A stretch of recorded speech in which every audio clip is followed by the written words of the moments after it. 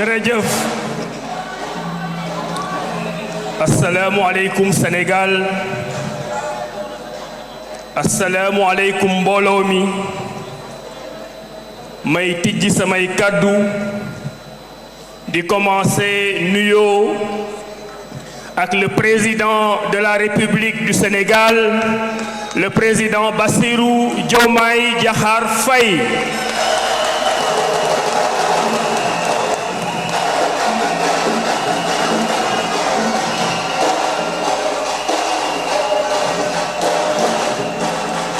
Mon nuyoo président de la République Bassirou Diomaye Faye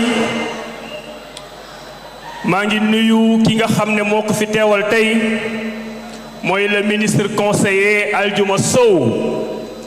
Aldiouma jërëjëf ñu ngi lay sant di la gërëm te bu soobee yàlla dinañu wax président de la République ne message bi nga xam ne moom la joxoon indil nga ñu ko fii tey Sénégal jot nañu ci Awale jot nañu ci Abdourahmane Diouf jot na ci jërëjëf may sant aussi di gërëm madame Aminata Touré Mimi sama mag sama xarit sama compagnon de lutte boo xam ne lépp lu xew ni tey ci Sénégal ànd nañ ci joxante loxo liggéey ci donc jërëjëf Mimi may nuyu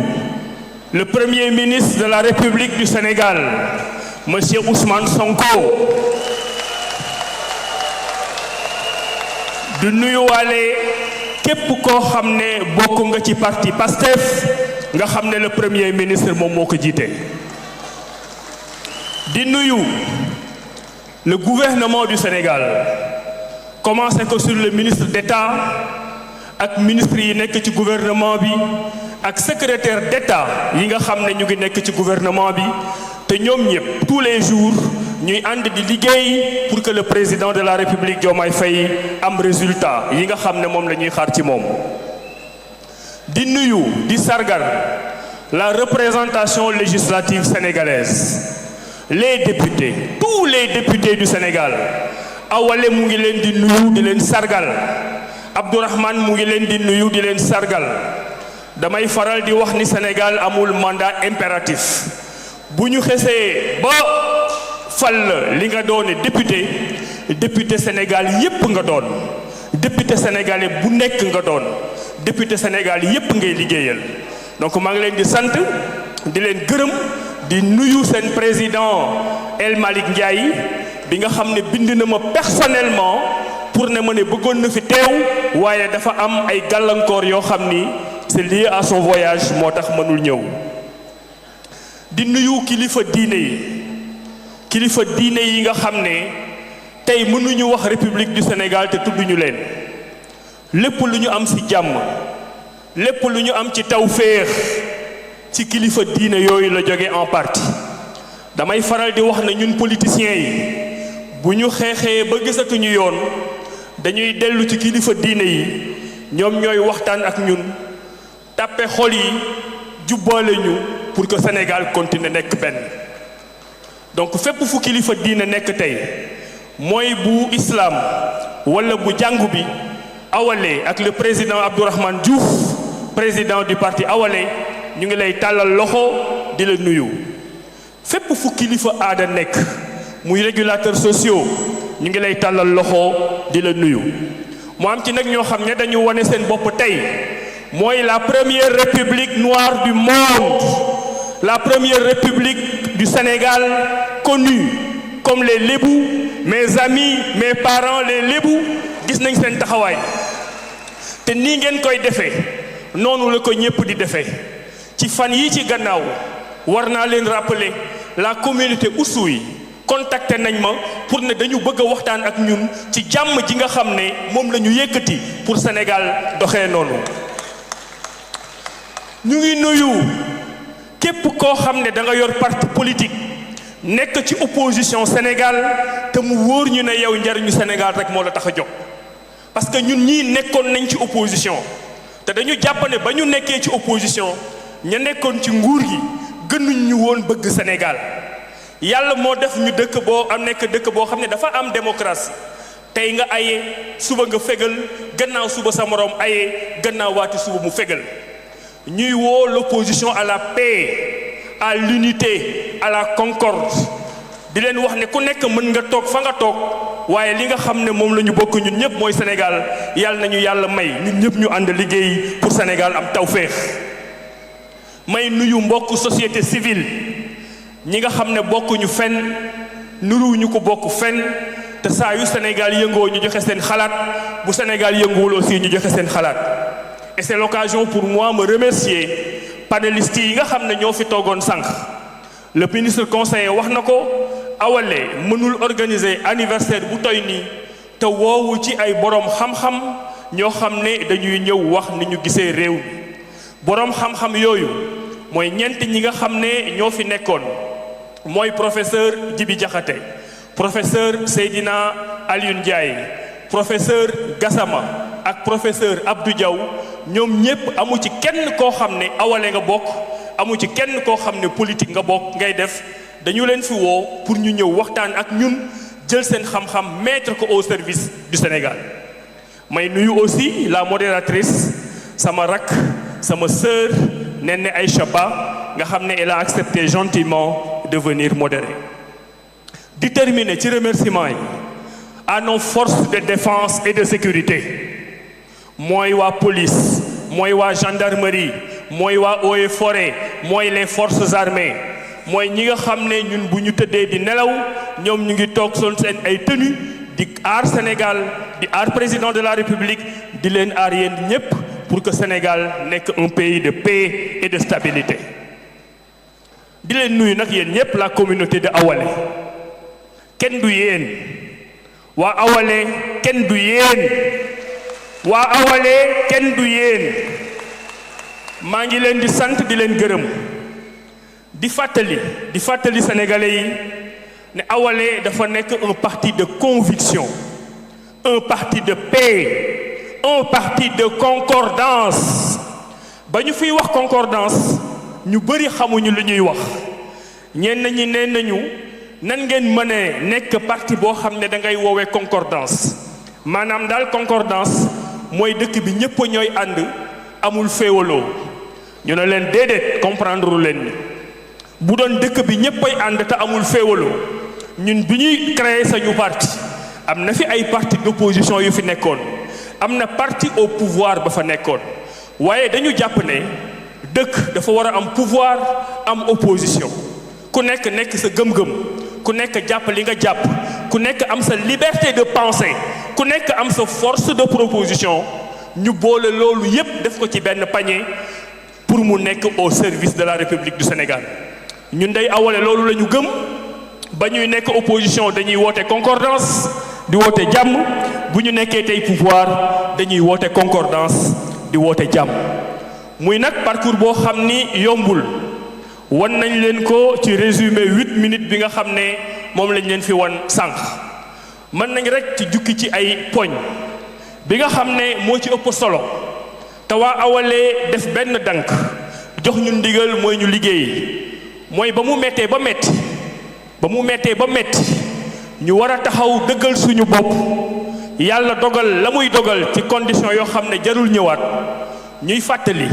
ne ñun dañu gëm yàlla ñun dañu jàpp ne nguur yàlla moo koy joxe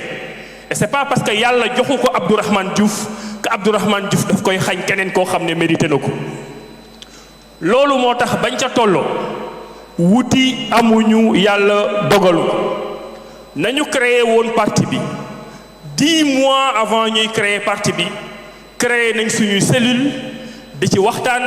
parce que bëgguñu woon ñu ne parti politique bi Abdourahmane Diouf moo ko moom comme li ñuy daan faral di dégg ci yenn politique yi mais dañu bëggoon ku nekk ñëw joxe sa xam-xam joxe sa contribution joxe sa xalaat joxe sa alal pour que Awalé ànd wattu askan bi liggéeyal ëllëg mën a juddu le 30 octobre 2021 yàlla dogal ba ñu wutee amuñu ma consulter leen yéen ñépp ne leen ñu ngi dem élection présidentielle nan ngeen ko gisee région bu nekk wax département bu nekk wax diaspora wax ñu décider le 9 mars 2024 que ni As mooy Diomaye, Diomaye mooy As, As mooy Diomaye, Diomaye mooy As, As mooy Diomaye, Diomaye mooy As, sans aucune condition. ñun mësuñu taxaw laaj poste ministre, mësuñu taxaw laaj poste directeur général. ñi nga xam ne ñoo ñu ko jox aussi dañ ñu ko jox par leur générosité, parce que bu leen neexoon duñu ko jox. bari na ñu nekk ci coalition Diomaye, dinaa ci ñëwaat, amuñu ministre, amuñu directeur général, te pourtant Awalé gënu leen, Abdourahmane Diouf gënu leen. dafa fekk ni rek ànd bi dafa doon ànd ngor. ba ñu taxawee ne ñun teguñu leen benn condition, lañ ñu taxaw nañu xam nañ ne tegu leen ñu benn condition, waaye jàpp nañ ne boo leen dugalee seen loxo ci liggéey bi Sénégal mën na jëm kanam. boobu ba léegi nag ñu ngi ci nekk, delluwuñu ci gannaaw. bi gouvernement bi di door a commencé jox nañ ñu fi ministère de l'enseignement supérieur, de la recherche et de l'innovation. ñu def fa fukki weer ak juróom-ñaar, def fa lépp loo xam ne moom la ñu xam, moom la ñu mën. ñu jëlee ñu fa yóbbu ñu ministère de l'environnement et de la transition écologique. ñu ngi ciy jéem lu ñu mën. ñun day Awalé ak man ci sama bopp li ñu gëm mooy bu dee da nga taxaw ne da ngay liggéeyal Sénégal, waroo taamu fa nga xam ne moom la le président de la République di teg pour nga liggéeyal Sénégal. man dama yàgg wax ne bu ma bokkee ci mbooloo, quelle que soit responsabilité bi ñu ma jox, Sénégal yépp dinañ xam ne responsabilité boobu matal naa ko. dama daan sax faral di tooñ ña ma nekkoon,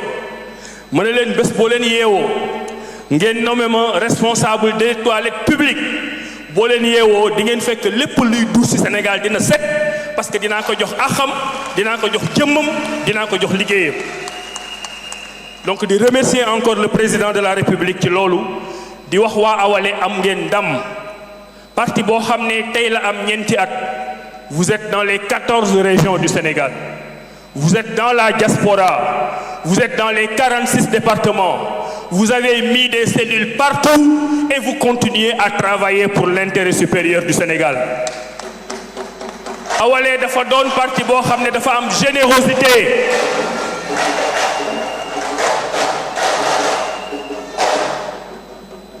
Awalé dafa doon parti boo xam ne dafa am générosité. générosité boobu ñetti mbir mën nañ koo màndargal. ba ñuy créer parti bi, coalition yi ñu leen di teg au mois de septembre 2021 ñu wooñu nañu Abdourahmane, est-ce que da ngeen bëgg a ñëw bokk ci coalition yi. ñu waxtaan lu yàgg, ba ñu demee ba sori ma ni leen suñu parti politique fii ak weer ak genn wàll lay judd, xamaguñu sax tur bi, mënaguma engagé ci ay coalition élection locale yoo xam ni man ci sama bopp Abdourahmane wóor na ma ne Tëngéej ga ma dëkk yéene neen lu nekk, fas yéenewu ma fa nekk candidat pour élection yi nga xam ne ñoo ngi ñëw. donc parti bii nga xam ne mu ngi nekk en gestation mënul bokk ci coalition. ma ni nag ñi nga xam ne sopp nañ Abdourahmane ànd ak ñun di liggéey ci politique, ku ci nekk xoolal coalition bu la neex nga dem jàppale maire ya fa nekkoon. benn exception rek lañ ci amoon, mooy ñu ne leen puisque ñun parti d'opposition lañ, digaluñu suñu ay militants ñu ànd ak parti au pouvoir bi nga xam ne moo fi nekkoon à l'époque. on reste ancré dans l'opposition et on soutient les autres coalitions dans l'opposition pour que l'opposition devienne majoritaire au Sénégal. donc Awalé commencé nañ voter ay parti, commencé voter ay coalition, commencé voter ay maire te juddooguñu, muy benn. ñaareel bi ñu dem ci élection présidentielle, yàlla def li muy def, ñu jël ci lu ñu am tuuti ci alal, jël ci lu ñu am ci ay nit te du woon lu ndaw, jël ci lu ñu am ci xalaat, ñëw cotiser ko coalition Diomaye président pour que Diomaye Faye nekk le président de la République du Sénégal. muy deuxième fois boo xam ne Awalé dajale na la mu am yépp jël ko cotiser ko koo xam ne bokkuñu parti, teg ko ci générosité, teg ko ci gëm yàlla, teg ko ci espoir que ne kooku nga xam ne moom la ñuy jàppale bu yàlla dogalee ne moo gën ci Sénégal ñun yéene bi ñu amoon ci Sénégal dina ko doxal boppam muy deuxième fois boo xam ne Awalé dafay taxani bu taxanee ñëw cotiser keneen loolu c'est un acte de générosité. Troisième point bi ñuy dem élection législative 2024 Awalé bokk ci coalition Diomaye ñun ñu def suñu raisonnement bu simple ne coalition bi nga xam ni mooy dem wutali Diomaye Faye majorité à l'Assemblée nationale coalition bi ak nu mu mënti tudd ak ku ko mënti jiite ñu am ci candidat ak ñu bañ ci am candidat dañuy taxaw takk suñu ndigg pour que coalition boobu am majorité pour que le président de la République Bassirou Diomaye Faye mën a doxal mandat bi nga xam ne moom la ko sénégalais yi jox may fàttali te du lu ñu naqari amuñ ci dara lu ñu naqari ne élection législative boobu amuñu ci benn candidat élection législative boobu amuñu ci sax candidat suppléant te keroog boobu la Awalé gën a mën a taxaw dans les 14 régions dans les 46 départements et dans la diaspora pour ne nañu wuti une majorité ñu jox ko président de la République Bassirou Diomaye Diakhar Faye.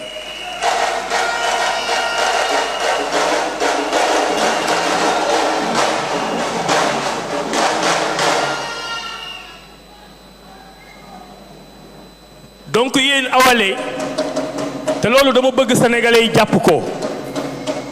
dama bëgg sénégalais yi jàpp ko dama bëgg lool li may wax sénégalais yi jàpp ko ñun ñoo constitué parti politique ñun ñoo am récépissé le 10 juin 2024 ñun ñoo nekk ci 46 départements yi ak 14 régions yi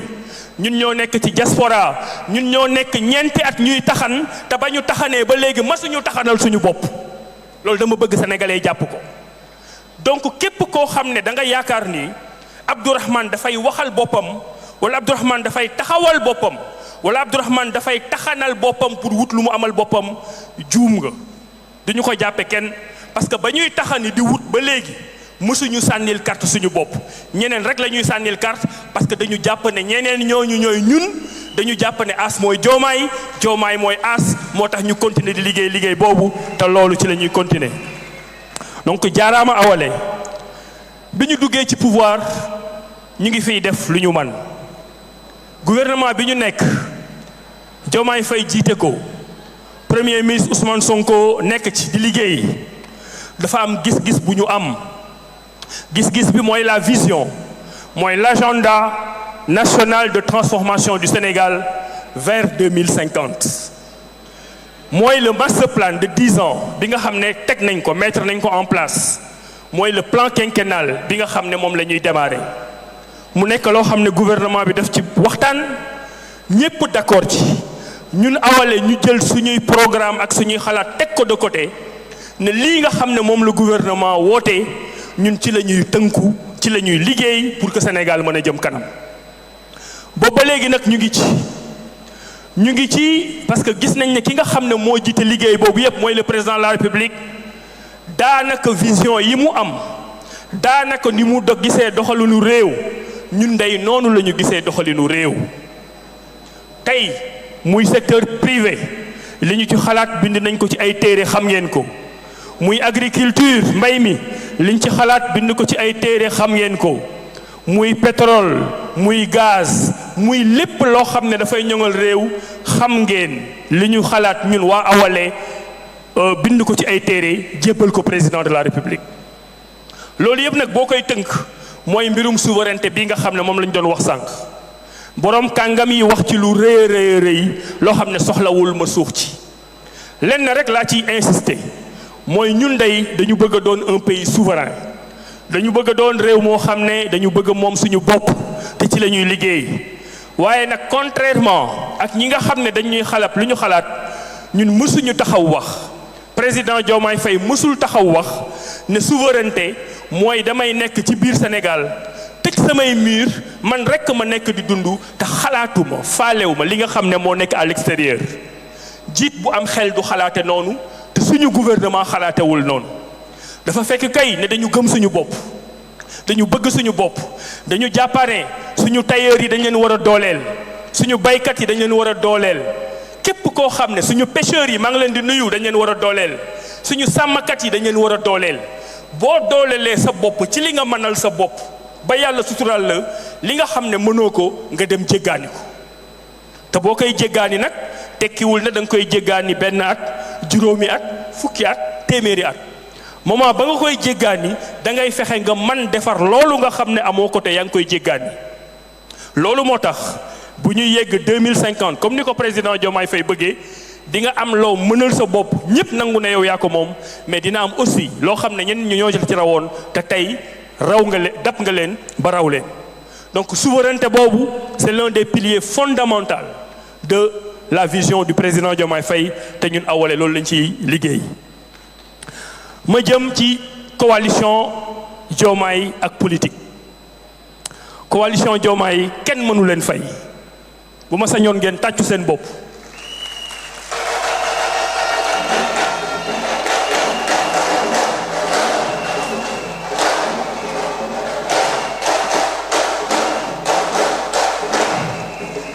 coalition boobu coalition Diomaye président moo fal le 5e président de la République du Sénégal mu bëggoon fi ma toll ci waxtaan bi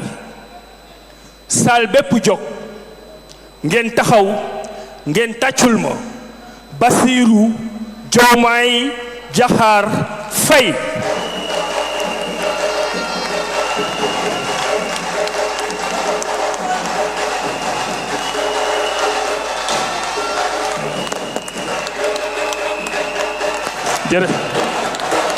jërëjëf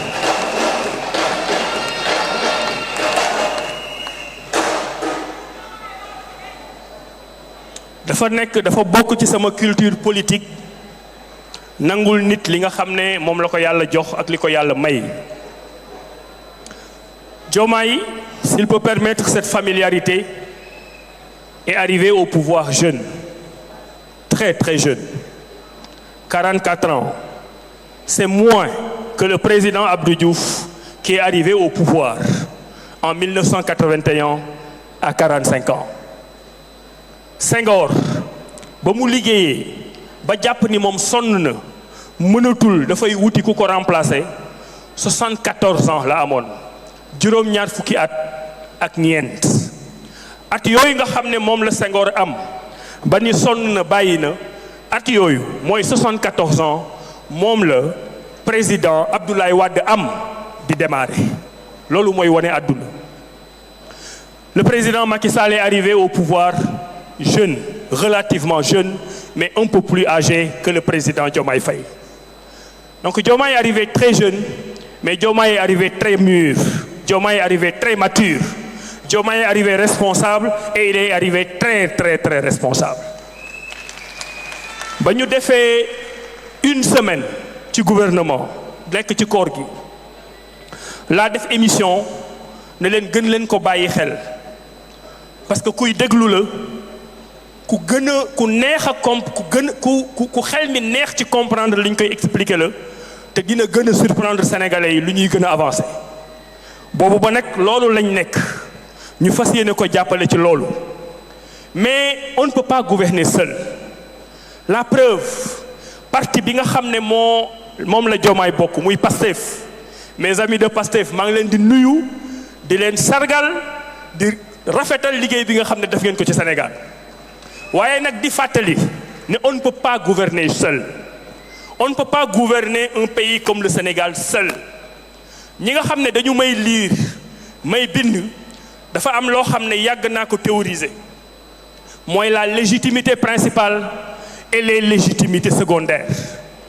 légitimité principale mooy yow li nga moomal sa bopp li Diomaye Faye moomal boppam li Pastef moomal boppam waaye loolu mënul doy parce que di nga am benn Mimi Touré boo xam ni Pastef parteem toyul comme Pastef waaye am nañu bigg Mimi Touré am nañu fonk Mimi Touré ba nga xam ne fu leen Mimi Touré joxoñ fa la ñuy dem bu leen Mimi Touré joxoñee Diomaye Faye dañuy dem jàppale Diomaye Faye Abdourahmane Diouf mel noonu am ay nitam am ay mbokkam am ay am di jàmmam am ay militants yoo xam ne ñoo koy jàppale lu mu néew loo indi ci coalition bi nañu jàpp ne loolu yow moom nga taxan en tant que légitimité secondaire indil ko la légitimité principale ñi nekk ci Diomaye président moo xam mouvement la ñu yor moo xam ak ay individualité la ñu yor kenn waru leen xeeb parce que bu dee benn carte indil nañ ko coalition bi pour que Diomaye Faye mën a nekk président de la République ànd bu rafete noonu nag ànd bu neexee noonu nag ànd boo xam ne fexe ngeen ba fal un président de la République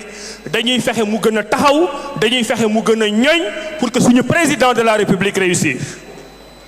parce que tey bu Diomaye Faye échoué Abdourahmane Diouf dafa échoué bu Diomaye Faye échoué Pastef dafa échoué Awalé dafa échoué coalition Diomaye dafa échoué loolu mooy dëgg moo tax ku ñuy fekk ci bëgg la Diomaye jàppale ko ci liggéey yàlla na lay yàlla tappel sa xol ba nga mën ñu fekk ci lii nga xam ne moom la ñuy liggéey donc coalition boobu ñun appel bi ñuy lancé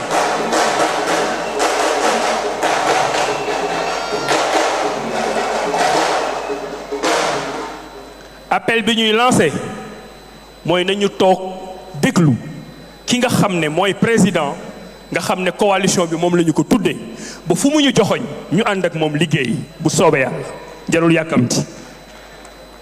fi may terminer parce que xam naa ne fayeen yeeg seeneen yeeg ngomeen yi commencé nañoo xiif te xew mi neex na ba pare je vais terminer par un appel au consensus un appel au pardon un appel à la concordance Sénégal dafa am histoire te dama yàgg wax ni nous avons toujours été au bord du gouffre maanaam dem nañu ba mel ni kuy daanu ci biir mboy waaye Sénégal mësul daanu li koy wane mooy élection présidentielle yi nga xam ne moo fi mujjee dem nañu benn moment ba lépp luy journaliste ci àdduna ñëw nga Sénégal képp ku yor caméra ci àdduna ñëw nga Sénégal parce que da nga jàpp ne Sénégal day takk Sénégal day booy Sénégal day def comme yeneen ñi nga xam ne yeneen pays africains yi noonu lañu daan def et on a pu démontrer au monde que nous sommes un grand peuple nous sommes un très grand peuple ku ñuy xaar ci xeex doo ñu ci fekk ku ñuy xaar ci féewaloo doo ñu ci fekk ñu nangul ku nekk parti politique ba nga xam ne fa nga bokk ñu nangul ku nekk xalaatam ñu nangul ku nekk rôle bi nga xam ne yaa ngi koy joué ci biir réew mi et c'est l'occasion d'ailleurs de rendre hommage à la presse du pays de rendre hommage à cette presse vaillante qui est en train de faire un excellent travail le presse boo xam ni sant ñu ko mukk muy tagg gouvernement sant ñu ko aussi mukk muy jalgati yoon waaye na presse bi toog ci àndam ba nga xam ne mooy àndam parce que presse boobu dafa am rôle ci première alternance am rôle ci deuxième alternance am rôle ci troisième alternance Boubacar Diallo maa ngi lay sant di la gërëm amuma sa fay suñu diggante yàgg na lool fu ñu mës a taxaw fekk nga ñu fa te bari na nag ñu mel ni yow ñoo xam ne ils sont dans l'ombre ñoo xam ne ñëpp jàmm rek la ñuy woote ñun jàmm rek la ñuy woote dama bëgg ngeen topp ci ngeen ñu ne ñun jàmm rek la ñuy woote jàmm rek la ñuy woote jàmm rek la ñuy woote parce que lii ñu nekkee ci suñu jàmm biir Sénégal bari na ñoo xam ne dañu ci ñee lool te bu ñu sañoon Sénégal suux waaye bu soobee yàlla jàpp nañ ne Sénégal du suux ñu ngi tàllal loxo le président de la République ñu ngi tàllal loxo le premier ministre Ousmane Sonko et son parti Pastef ñu ngi tàllal loxo la coalition Diomaye ñu ngi tàllal loxo l'opposition ñu ngi tàllal loxo ñëpp subhaana rabbika rabbil izzati amma yasifun wa salaamun ala al mursalin walhamdulillahi rabbil alamin jërëjëf